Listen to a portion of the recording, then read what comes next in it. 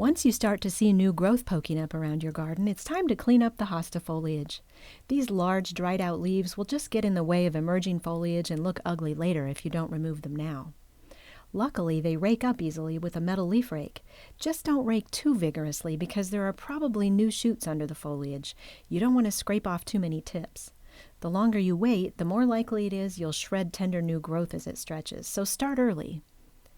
Once all of the old stems and leaves are gone, the hosta will be able to show off without a bunch of debris around it. Beautiful!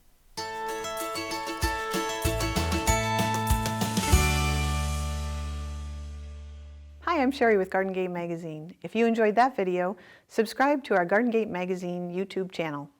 You'll find tips, design ideas, how-to help for gardeners just like you. Be sure to hit the bell so you'll be notified every time we upload a video.